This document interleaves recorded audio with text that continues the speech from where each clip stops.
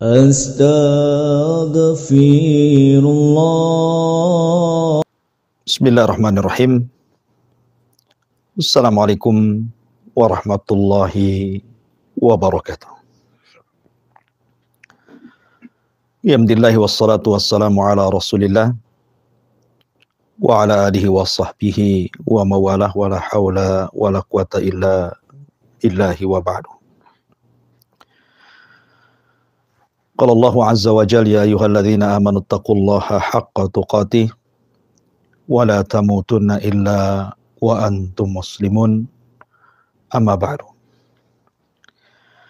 Ma'asyiral muslimin wal muslimat, para pendengar dan juga para pemirsa di manapun Anda berada. Alhamdulillah, di siang hari ini kita diperjumpakan oleh Allah Subhanahu wa ta'ala lewat media yang sama-sama kita cintai. Sebagaimana Allah Subhanahu wa ta'ala kumpulkan kita lewat media ini, semoga Allah juga kumpulkan kita kelak di surga Allah Jalla fi'ulah. Salawat dan salam kita hadiahkan kepada Rasul kita, Nabi besar Muhammad sallallahu alaihi wa ala alihi wasallam. Ma'asyiral muslimin yang dimuliakan Allah Subhanahu wa ta'ala, kita tahu bahwa asal penciptaan manusia dari tanah. Sebagaimana hadits yang sangat ma'ruf bahwa malaikat tercipta dari cahaya, kemudian jin tercipta dari ujung nyala api, dan manusia tercipta dari tanah. Jadi asal penciptaan kita dari tanah, Adam alaihi salatu wassalam. Dan kelak kita akan dikembalikan ke dalam tanah. Makanya kita lihat orang-orang yang meninggal dunia, maka mereka akan dikubur. Dan mereka akan dimasukkan ke liang lahat di dalam tanah. Akan tetapi ada peristiwa di zaman Nabi Shallallahu Alaihi Wasallam, orang-orang yang meninggal tanah tidak mau menerimanya, sehingga setiap kali orang ini dikubur, maka tanah akan melemparnya kembali ke permukaan. Kenapa? Dan dosa apa dia sehingga bumi menolak dan tidak menerima jasadnya? Ma'asyiral muslimin yang dimuliakan Allah Azza wa Jalla, ada dua kisah yang ingin saya kisahkan, mudah-mudahan jadi ibrah, pelajaran bagi kita. Kisah ini terdapat dalam Sahih Muslim dan juga terdapat dalam Sahih Bukhari dari Anas bin Malik, khadimu Rasulillah sallallahu alaihi wa ala alihi wasallam. Ma'asyiral muslimin yang dimuliakan Allah Azza wa Jalla, an Anas bin Malik qala, kana minna rajulun min bani Najjar qad qara'a al-Baqarah wal Imran wa kana yaktubu li Rasulillah sallallahu alaihi wasallam. Ada seseorang di antara kami, kata Anas, yang tergolong dalam suku Bani Najjar, dan dia membaca surah Al-Baqarah dan surah Al-Imran, bahkan hafal kedua surat ini dari Nabi sallallahu alaihi wasallam, dan dia pun menjadi sekretaris wahyu Nabi sallallahu alaihi wa ala alihi wasallam. Kemudian fantalaqa hariban hatta lahiqa bi ahlil kitab. Kemudian dia melarikan diri dan menjadi pemberontak bagi Nabi sallallahu alaihi wasallam, kemudian bergabung dengan ahli kitab. Kemudian farafa'uhu qalu hadza qad kana yaktubu li Muhammadin sallallahu alaihi wasallam fa'ajabu bihi fama labisa an qasama Allahu unuqahu fihim fahafaru lahu fawarauhu fa asbahatil ardu qad nabadathu ala wajhiha thumma adu fahafaru lahu fawarauhu wa ashabadathu ala wajhiha. Kemudian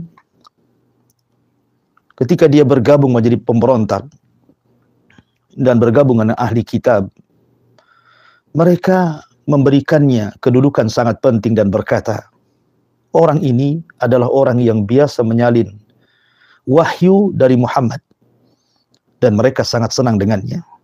Maka berlalulah waktu sampai Allah membuat dia meninggal dunia. Mereka menggali kuburan, kemudian menguburkannya di dalamnya. Tetapi mereka terkejut karena bumi telah membuangnya ke permukaan.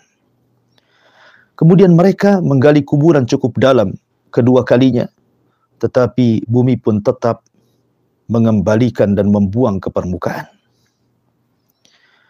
Kemudian mereka pun sahabatnya bahwa jangan-jangan Muhammad dan para sahabat kemudian menggali kuburan ini, mengambil jasadnya, kemudian melempar ke permukaan. Akhirnya kemudian mereka menggali ketiga kalinya, dan galiannya cukup dalam sekali, tetapi sekali lagi bumi menolaknya dan mengembalikan jasadnya ke permukaan. Akhirnya mereka tahu bahwa ini bukan perbuatan Muhammad dan para sahabatnya. Mereka pun kemudian fatarakuhu mambudan. Akhirnya mereka membiarkan jasad itu tidak dikubur. Ma'asyiral muslimin yang dimuliakan Allah Azza wa Jalla. Ini kisah pertama. Jadi ada seorang laki-laki, dulunya seorang Nasrani, kemudian masuk Islam. Kemudian dia menghafal dua surat yang luar biasa, Al-Baqarah dan juga Al-Imran. Bukan hanya itu saja, karena dia pandai membaca dan menulis, maka dia pun menjadi sekretaris Nabi Sallallahu Alaihi Wasallam dan mencatat wahyu.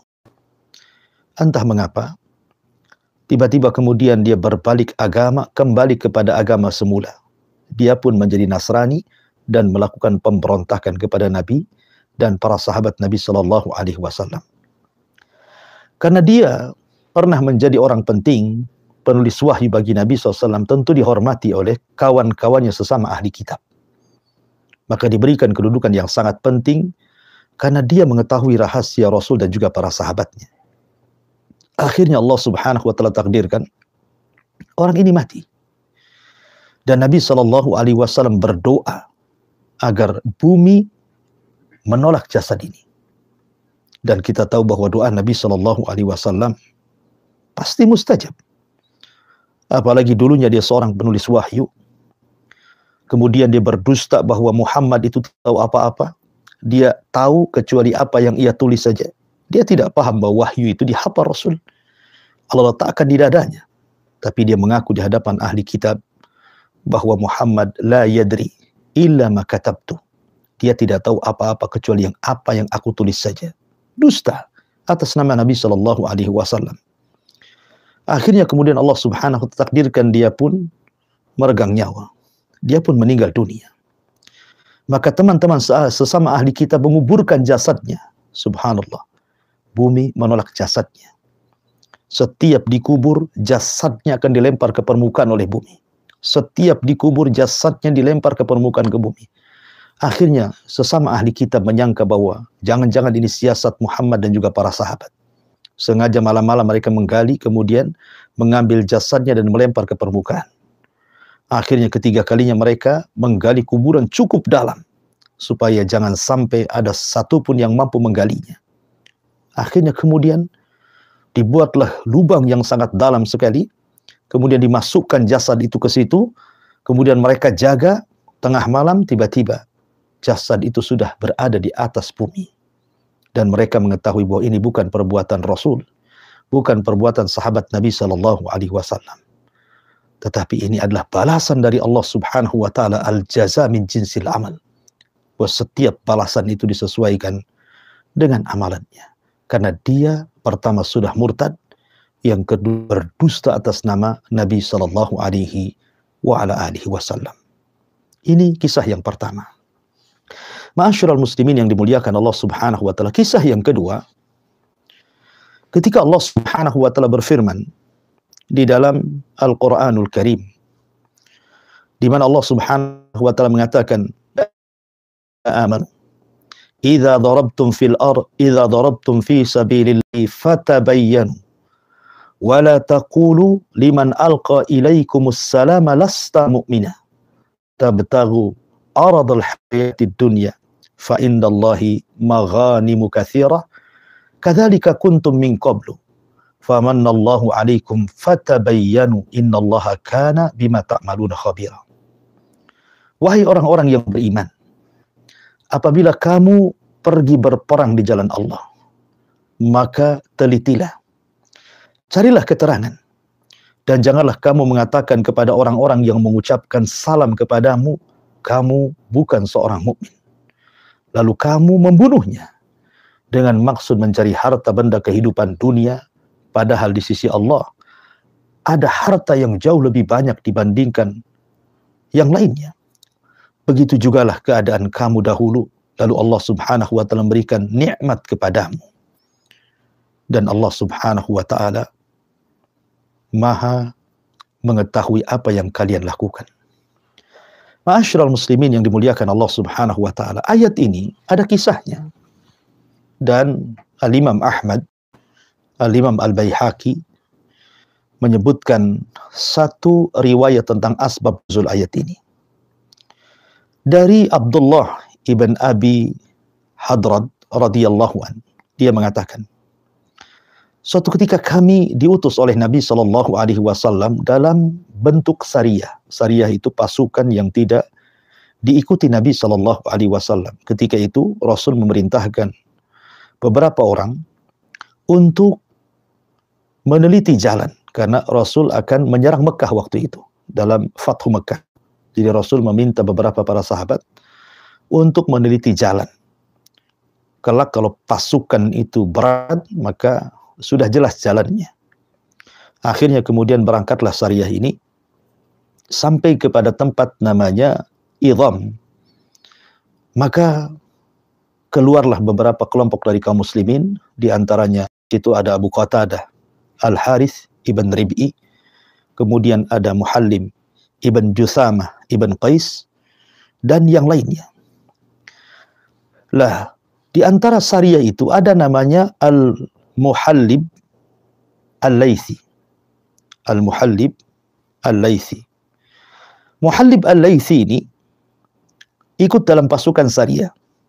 Kemudian di perjalanan, ketika sampai di kabilah Idham, tiba-tiba kemudian lewat kepada seorang sahabat namanya Amir Al-Ashja'i radhiyallahu anhu yang sedang duduk-duduk bersama kambingnya. Lah rupanya Al-Muhallib Al-Laythi ini yang tergabung dalam sariyah pasukan yang diutus Rasul tanpa dipimpin Rasul, ada masalah pribadi dengan Amir Al-Ashja'i radhiyallahu anhu.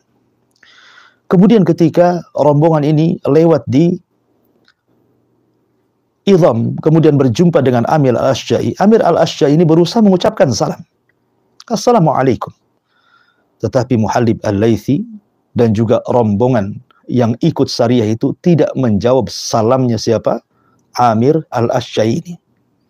Karena tahu bahwa Muhallib Al-Laythi ada masalah dengan Amir Al-Ashja'i radhiyallahu anhu ini.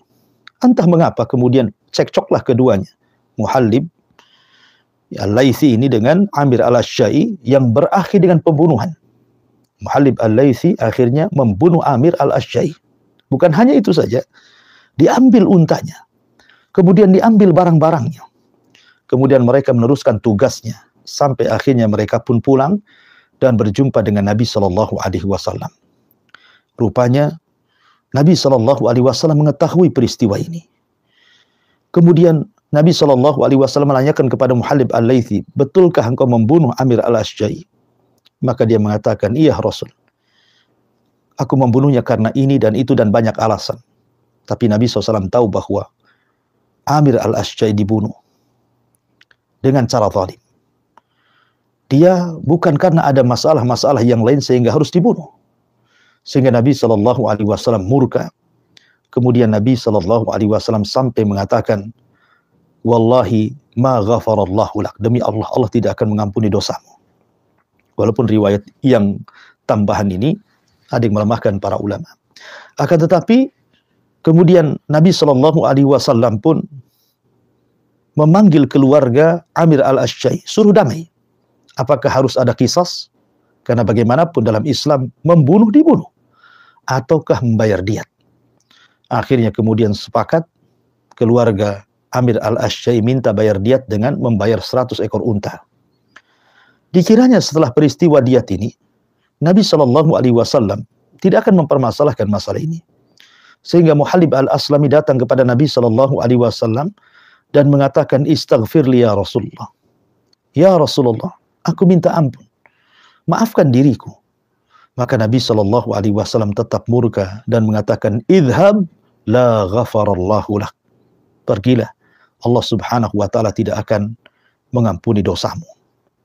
Ma'asyiral muslimin yang dimuliakan Allah Subhanahu wa taala, Al-Imam At-Tabari rahimahullahu taala ketika memberikan catatan kepada kisah ini, ketika menjelaskan Al-Quran An-Nisa ayat 94 yang tadi saya baca, beliau mengatakan bahwa Muhallim Al-Laythi ini Allah Subhanahu wa taala wafatkan di zaman Nabi sallallahu alaihi wasallam karena dia sudah membunuh.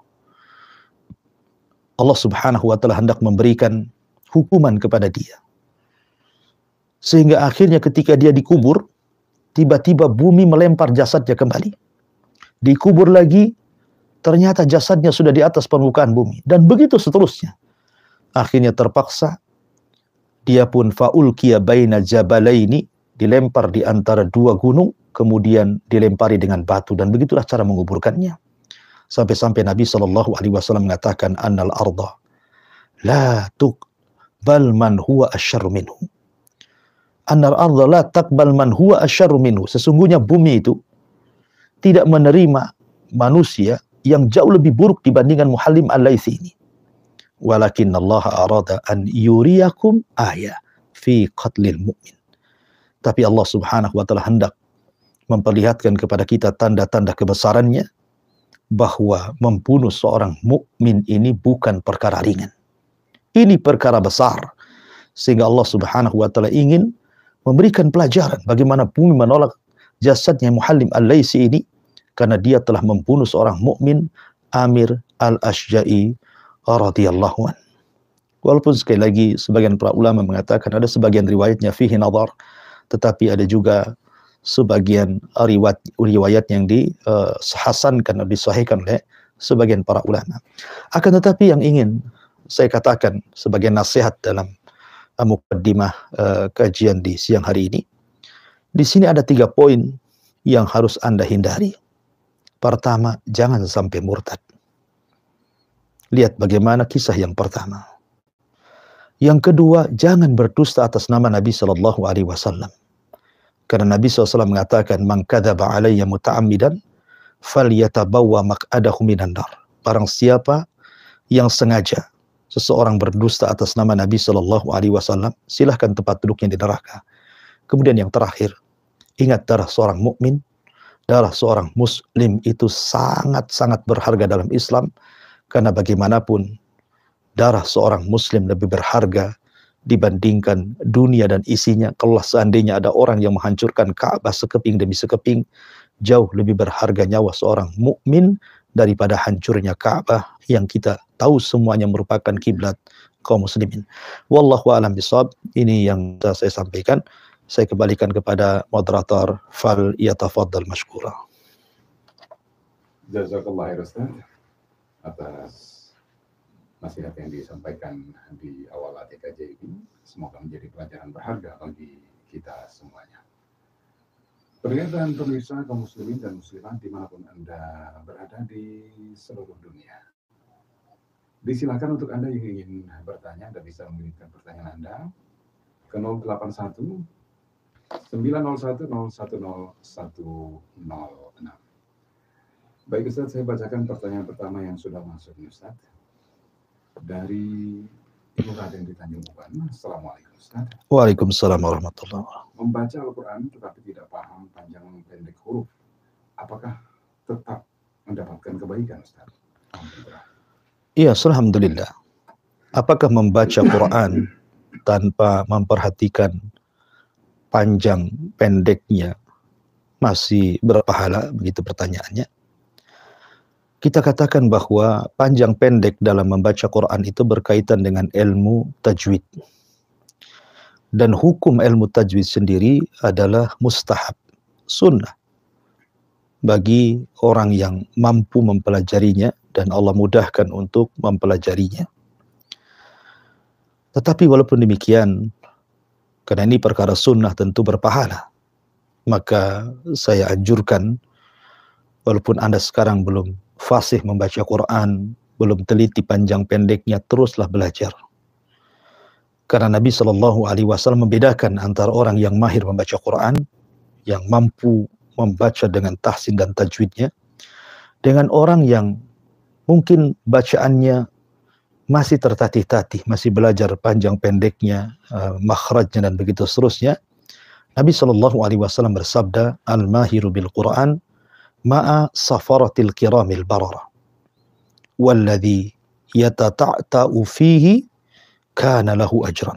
Kata Nabi Shallallahu Alaihi Wasallam, orang yang mahir membaca Quran, baik tajwidnya, baik tahsinnya, makharijul hurufnya bagus, maka mereka bersama para malaikat yang safar ke sana kemari dalam rangka mencari kebaikan, mendoakan kebaikan, mendoakan ampun dari dosa-dosa kita. Tetapi orang-orang yang yatata'ta mungkin kurang bagus panjang pendeknya, masih belajar, ya, tetap dia dapat 2 pahala. Tentunya pahala karena kesungguhannya dan pahala karena bacaannya. Oleh karena itulah maka teruslah belajar, karena Nabi yang mengatakan khairukum man ta'allama al-Quran wa 'allamahu, sebaik-baik kalian adalah orang yang belajar Quran dan mengajarkan Al-Quran. Wallahu a'lam.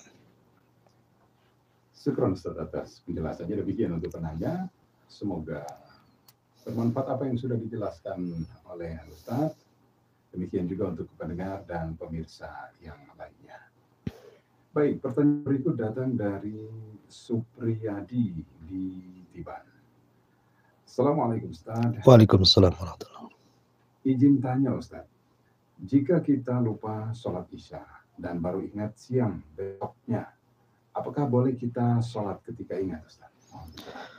Iya, barang siapa yang lupa, kemudian tertidur, kemudian lewat dia beberapa sholat, apa yang harus dilakukan? Apakah kemudian sholatnya gugur, ataukah dia sholat ketika ingat? Ada sebuah hadis yang masyhur di kalangan ahli fikih. Nabi SAW mengatakan, idza nama ahadukum an salatin aw nasiyaha falyusalli idza dzakaraha. Kata Nabi SAW, barang siapa yang tertidur atau lupa sehingga dia meninggalkan beberapa waktu salat, maka hendaklah dia salat ketika ingatnya. Ketika ingatnya. Maka tidak ada kafarah, kata Rasulullah, kafarata laha illa dzalik. Tidak ada kafar kecuali itu. Artinya ketika Anda tertidur umpamanya malam, kemudian bablas subuh gitu ya. Kemudian Anda bangun jam duha, berarti Anda lewat subuh gitu ya. Maka Anda langsung salat subuh.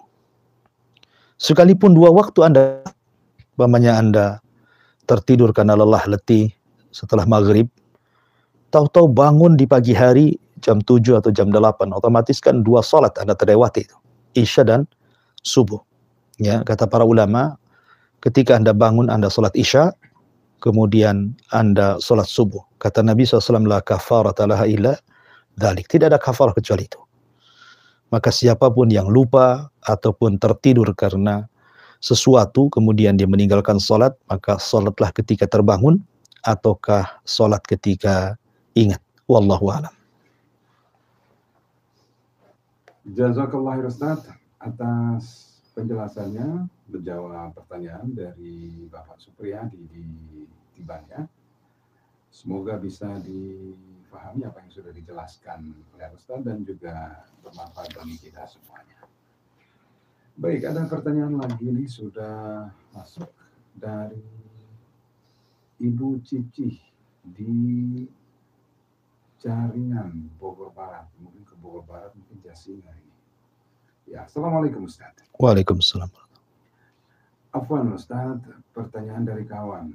Apa hukumnya seorang istri tua menyuruh suaminya untuk menceraikan istri mudanya? Karena istri tua baru tahu suaminya menikah lagi. Mohon penjelasan. Ya, alhamdulillah. Bagaimana hukumnya istri tua memerintahkan suaminya menceraikan istri muda? Karena istri tua baru mengetahui bahwa suaminya menikah lagi tanpa sepengetahuannya. Kurang lebih pertanyaan seperti itu. Ya, alhamdulillah. Yang ingin saya nasihatkan kepada para suami dulu. Walaupun memang tidak ada syarat seorang suami itu menikah harus izin istri yang pertama. Akan tapi seorang laki-laki ketika hendak berpoligami, pertama hendaklah dia menyusun dulu program hidupnya. Karena ada orang yang tergesa-gesa berpoligami sementara ekonominya saja masih morat-marit, afwan, gitu ya. Sementara untuk menghidupi secara nafkah lahir istri pertama saja mungkin belum bisa, masih kekurangan gitu ya, apalagi punya anak-anak banyak. Kemudian juga mempersiapkan ilmunya, karena bagaimanapun menikah itu sebuah ibadah dan menikah itu sesuatu yang sakral, perlu ilmu. Sebab kalau orang tidak punya ilmu maka dia akan menabrak ke sana kemari, akan banyak kezaliman di sana dan di sini. Maka perlu ilmu untuk mempersiapkan hal itu. Kemudian juga kalau seandainya Allah Subhanahu wa taala takdirkan seperti yang di pertanyaan tadi, istri tua baru tahu bahwa suaminya menikah lagi. Pertama, ingatlah firman Allah Subhanahu wa taala. Wa ma kana lil mu'minin wala mu'minatin idza qadallahu wa rasuluhu amran an yakuna lahumul khiyaratu min amrihim. Tidak layak bagi seorang mukmin laki-laki atau seorang mukmin perempuan apabila Allah dan Rasulnya telah memutuskan sebuah perkara, ada kebingungan dalam urusan mereka, tidak boleh. Artinya ketika seorang mukmin atau mukminah sudah tahu bahwa hukum ini terdapat dalam Quran, terdapat dalam sunnah, maka jangan bimbang. Setiap perintah itu ada hikmahnya. Termasuk juga berpoligami. Dalam Islam ada. Allah mengatakan, fankihu al-ayyama minkum was-salihuna min ibadikum. Kemudian Allah Subhanahu wa taala mengatakan, mathna wa thulatha wa ruba fa in khiftum alla ta'dilu fawahidatan aw ma malakat aymanukum. Artinya bahwa ayat poligami ada dalam Quran. Dan perbuatan Nabi SAW juga demikian. Beliau memiliki istri 11, walaupun umatnya dibatasi dengan 4 saja. Artinya kita harus paham bahwa poligami ini hukum Islam. Ya, tidak boleh seseorang itu menolak. Ya. Kemudian yang kedua, seorang istri kalau sudah seperti itu maka serahkan kepada Allah Subhanahu wa taala. Tidak boleh Anda meminta suami menceraikan istri keduanya, karena ini sudah takdir. Allah sudah takdirkan suami Anda menikah lagi. Doakan terbaik. Apalagi kalau suami Anda ini secara finansial, secara harta bisa, ya kan? Secara kemampuan dia bisa berpoligami, membagi nafkahnya gitu ya. Apalagi kemudian ada perkara-perkara lain seperti umpamanya suami Anda ini besar syahwatnya yang Anda tidak bisa memberikan kebutuhannya, dikhawatirkan dia berzina umpamanya gitu. Atau mungkin perkara lain Anda tidak punya anak, biar suami punya anak, punya keturunan. Karena bagaimanapun salah satu daripada hikmah pernikahan adalah memperbanyak keturunan. Atau alasan yang lain gitu ya. Kalau memang ada sisi-sisi suami sudah sanggup, maka terimalah. Doakan terbaik. Ya, karena itu sudah takdir Allah Subhanahu wa taala. Anda tidak boleh memerintahkan untuk menceraikannya. Ya. Tetapi kalau seandainya umpamanya nih Anda ini anak banyak, kemudian ekonomi juga morat-marit gitu ya, untuk menghidupi Anda dan anak-anak saja pontang-panting ke sana kemari gitu ya. tiba-tiba kemudian suami menikah lagi, ya, maka tidak mengapa kalau seandainya Anda ngomong sama suami gitu, kondisi kita aja seperti ini, kemudian engkau menikah lagi, apa tidak memadaratkan, ya, memadaratkan kami dan keluarga gitu ya. Tapi kalau seandainya Anda menghadapi dengan pasrah, itu lebih baik. Berdoalah terbaik untuk suami, nasihati suami gitu ya. Kalau memang itu sudah terjadi, apalah yang harus dikatakan, karena sudah terjadi ini takdir Allah Subhanahu wa ta'ala. Insyaallah di balik ini semua ada hikmah dan kebaikan. Wallahu a'lam bishawab. Syukran Ustaz atas penjelasannya. Demikian untuk penanya di Bogor Barat ya. Semoga bermanfaat apa yang sudah dijelaskan oleh Ustaz. Baik, pertanyaan yang berikut datang dari Ibu Dena. Assalamualaikum Ustaz. Waalaikumsalam. Ustaz, bagaimana bertobat dari sumpah? Ada sahabat Ana mengeluh suatu ketika dia marah kepada menantunya. Dia berkata kepada menantunya dan anaknya tidak akan bisa punya anak. Takdir Allah sampai hari ini sudah lebih dari 6 tahun belum punya anak juga. Bagaimana cara dia bertobat dari kata-kata seperti itu, Ustaz? Mohon penjelasan. Ya, alhamdulillah. Adapun kafarah sumpah sendiri sebenarnya dalam Al-Quran sudah jelas. Allah mengatakan la yu'akhidukumullahu billagwi fi aimanikum walakin yu'akhidukum bima aqadtumul aiman fakaffaratuhu it'am asyrati miskin min awsati ma tut'imuna ahlikum aw kiswatuhum aw tahriru raqabatin faman lam yajid fasiyamu thalathati ayyam. Artinya bahwa ayat tentang kafarah sumpah jelas, seseorang memberikan makanan atau memberikan pakaian kepada 10 fakir miskin, ya kan? Atau kalau memang seseorang sanggup memerdekakan budak, ya memerdekakan budak gitu ya. Tapi mungkin perbudakan di zaman sekarang mungkin agak sulit gitu ya. Tetapi memberi makan atau memberikan pakaian kepada 10 fakir miskin kan memungkinkan. Kalau tidak sanggup maka berpuasa 3 hari berturut-turut seperti itu. Tetapi apakah kemudian kasus yang tadi Anda sampaikan kepada kami tentang Anda mengutuk saudaranya gitu ya? Saudaranya betul? Ya, mengutuk menantunya gitu, berarti anaknya sendiri ya.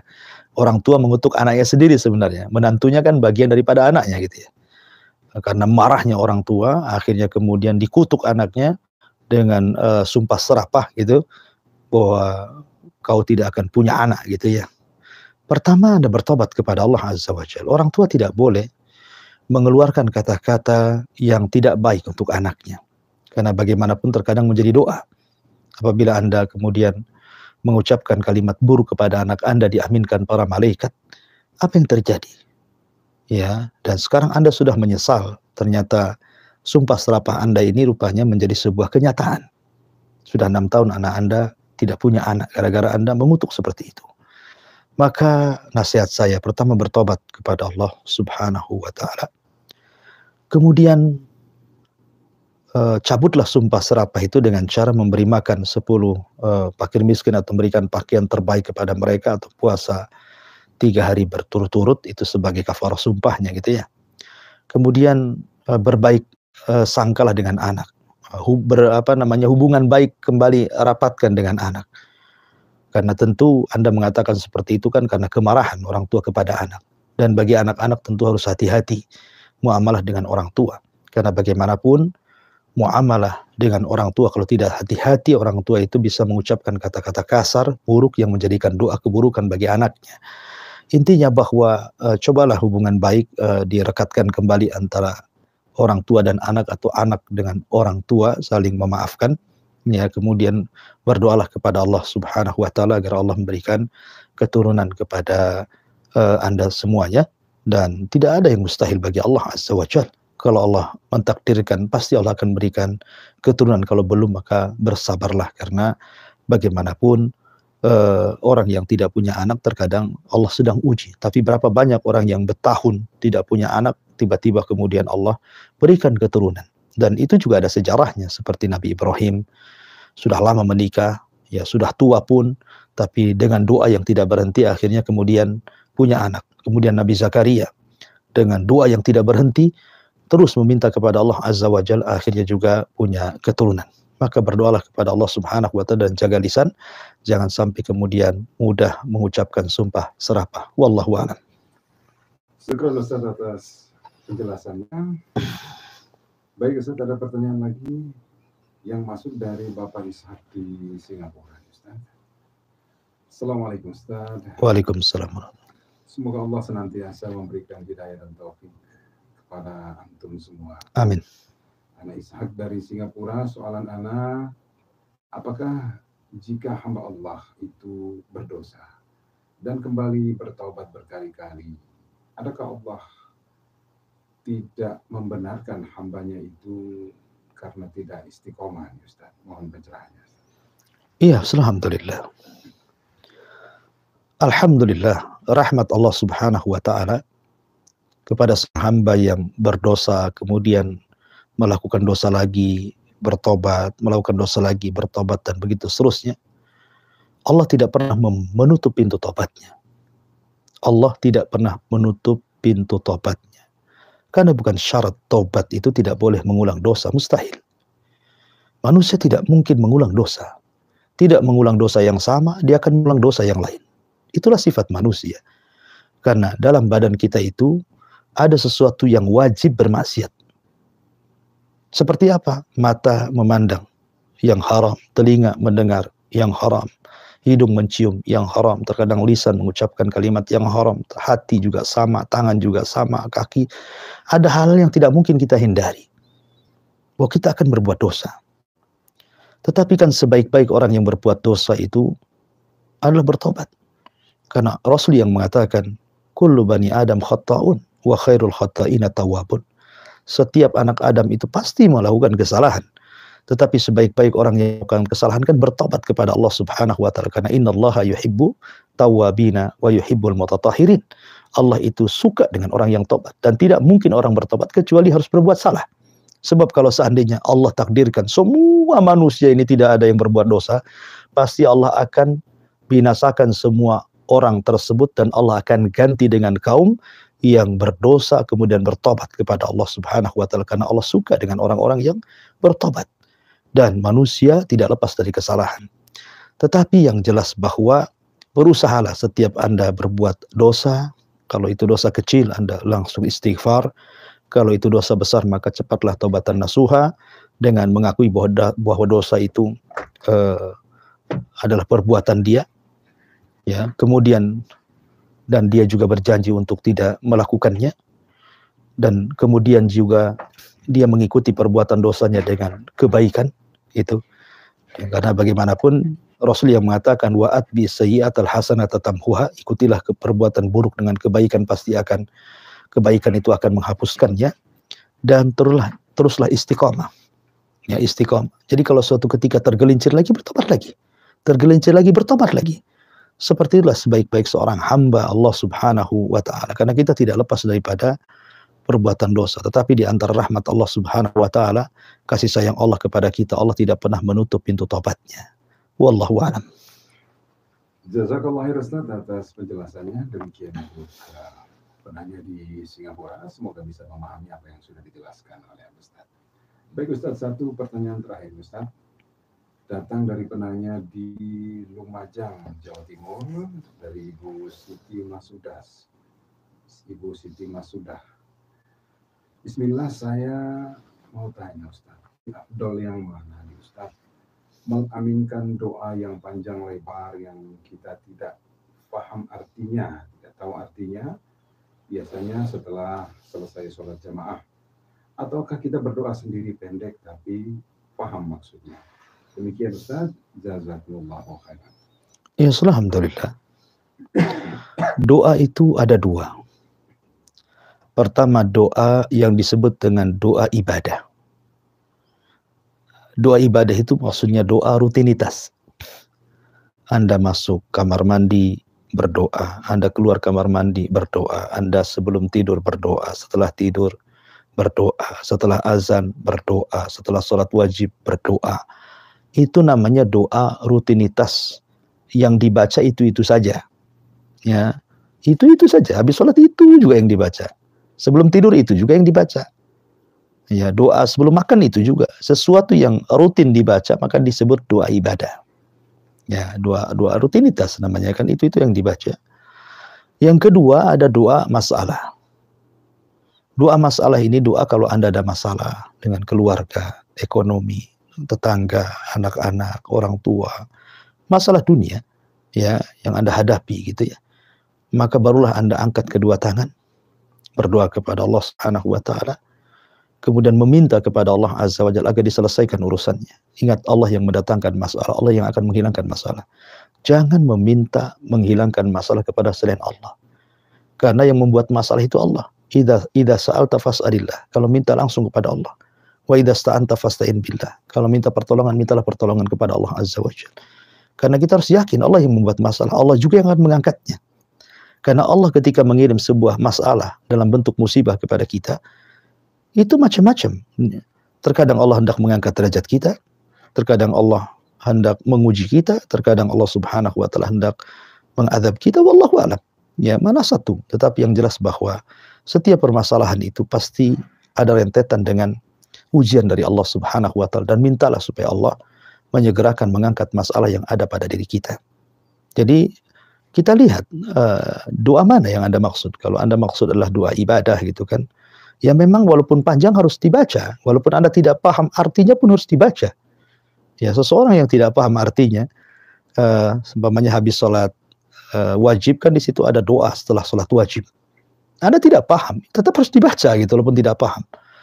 Seperti Anda dalam sholat gitu kan, Anda tidak paham arti Fatihah, tetap wajib dibaca.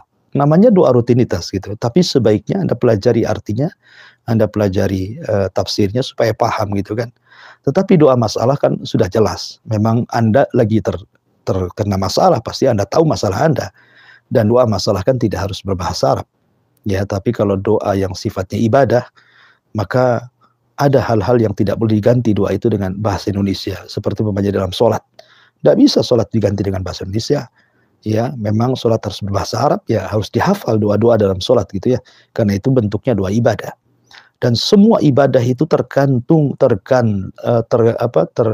tersimpan doa ibadah. Semua ibadah, mau puasa, zakat, haji, semua doa, semua ibadah tersimpan doa ibadah. Maksudnya apa? Karena setiap ibadah itu ada doa di situ. Minimalnya diterima, itu minimalnya ya. Ibadah. Beda dengan doa masalah. Doa masalah itu kan kalau ada masalah gitu ya.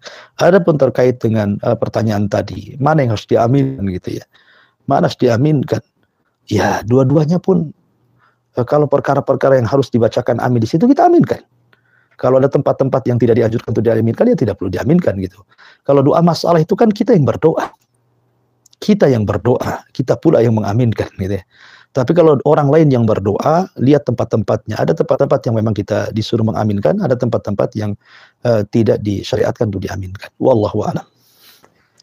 Jazakallah khairan atas penjelasannya, menjawab pertanyaan dari penanya di Lumajang. Semoga bisa dipahami baik oleh penanya juga bagi pendengar dan pemirsa yang lainnya. Kaum muslimin dan muslimat dimanapun Anda berada di seluruh dunia. Di penghujung program ATKJ Anda Tanya Kami Jawab, kembali kita akan mendengarkan lagi nasihat penutup untuk program ini. Fantastis. Iya, bismillahirrahmanirrahim. Salatu wassalamu ala rasulillah amma ba'du. Kalau di awal tadi kita menceritakan tentang beberapa orang di zaman Rasul yang bumi menolaknya. Sekarang kita akan bercerita kebalikannya. Bumi justru melindungi jasad ini. Ada seorang sahabat namanya Asim ibn Thabit radhiyallahu anhu. Asim ibn Thabit radhiyallahu anhu. Dia terlibat dalam peperangan kali bersama Rasul. Perang yang luar biasa. Pertama perang Badar. Yang kedua perang Uhud. Dan dia terkenal keberaniannya. Dan dia orang yang termasuk yang istiqomah dalam perang Uhud ketika kaum muslimin banyak berlarian gara-gara isu kematian Shallallahu Alaihi Wasallam yang disebar orang-orang musyrik. Karena ketika itu Ibnu Alqamah berhasil membunuh Mus'ab ibn Umar, seorang sahabat Nabi. Sementara Mus'ab bin Umar itu wajahnya mirip dengan Nabi. Sehingga ketika Mus'ab bin Umar terbunuh oleh Ibnu Alqamah ini, disangkanya Nabi terbunuh. Padahal yang terbunuh adalah Mus'ab ibn Umar. Tersebarlah berita hoax, Nabi terbunuh. Sehingga banyak para sahabat yang tunggang langgang. Nah, salah satu sahabat yang tidak lari dan tetap dalam peperangan adalah Asim ibn Thabit. Ya. Jadi suatu ketika Nabi Shallallahu Alaihi Wasallam kedatangan beberapa rombongan kabilah meminta kepada Nabi Shallallahu Alaihi Wasallam agar Nabi mengirim kepada mereka para hufadzul Quran, para penghafal Quran. Ya, ada yang mengatakan bahwa dua kabilah namanya Idhal dan Qurah. Ada dua kabilah namanya kabilah Idhal dan yang kedua kabilah Qurah. Dua kabilah ini minta kepada Rasul diutus kepada mereka para penghafal Quran. Maka Nabi SAW mengutus kepada mereka beberapa para sahabat, pakar-pakar Quran. Di antaranya Marsad ibn Abi Marsab, kemudian Hamzah ibn Abdul Muttalib, kemudian di antaranya adalah Asim ibn Thabit yang kita akan kisahkan. Ini di antara sahabat-sahabat yang dikirim Nabi SAW, ada yang mengatakan 10 orang yang dikirim itu, tetapi Allah takdirkan semua dibunuh, dikhianati. Jadi sahabat-sahabat ini dikhianati. Jadi kabilah ini bukan hendak mendatangkan para penghafal Quran, tetapi sengaja hendak membunuh para sahabat. Maka semua mati. Termasuk Khubayb ibn Adi yang kisahnya sangat ma'rufun, selamat tetapi kemudian tertangkap dan dijual, akhirnya dibunuh juga. Lah, salah satunya ada seorang wanita yang dendam dengan Asim ibn Thabit ini, gara-gara Asim ibn Thabit ini banyak membunuh keluarganya di perang Uhud. Dan wanita jahat ini mengatakan kepada kabilah yang menangkap Asim ibn Thabit dan membunuhnya, aku beli jasadnya, aku akan mutilasi dia, aku akan beli jasadnya, aku akan mutilasi karena aku dendam dia kepada dia karena sudah membunuh banyak keluargaku, katanya. Subhanallah. Maka orang-orang ini mengatakan jasadnya ada di kebun, di hutan. Ketika hendak diambil jasadnya, tiba-tiba tawon datang dari mana-mana, lebah datang dari mana-mana, mengerubungi jasad Asim ibn Thabit ini, sehingga mereka tidak berani mengambilnya, dekat pun tidak berani. Akhirnya mereka pun menanti, boleh jadi mungkin lebah itu akan hilang di malam hari. Ketika mereka melihat di malam hari, lebah masih banyak di situ, seolah-olah Allah Subhanahu wa Ta'ala lebah menjaga jasadnya Asim ibn Thabit. Kemudian mereka pun menanti keesokan harinya. Subhanallah. Tiba-tiba keesokan harinya terjadi banjir lumpur. Kemudian banjir lumpur ini menyelamatkan jasadnya Asim sehingga akhirnya terpendam bumi. Dan orang-orang tidak mengetahui di mana jasadnya. Lihat bagaimana Allah Subhanahu wa Ta'ala melindungi jasad Asim bin Thabit sehingga tidak jadi dimutilasi oleh wanita musyrikah yang dendam kepada Asim ibn Thabit radhiyallahu anhu. Lihat, ada orang-orang yang ditolak bumi, tapi ada juga orang-orang yang justru bumi melindunginya. Maka kita berdoa kepada Allah Subhanahu wa Ta'ala jangan sampai bumi menolak kita. Dan sebaliknya kita berdoa agar Allah Subhanahu wa Ta'ala melindungi kita dan bumi menerima jasad kita sebagai manusia yang husnul khatimah. Amin ya rabbal alamin. Wallahu alam. Saya kembalikan ke moderator, falyatafadhal.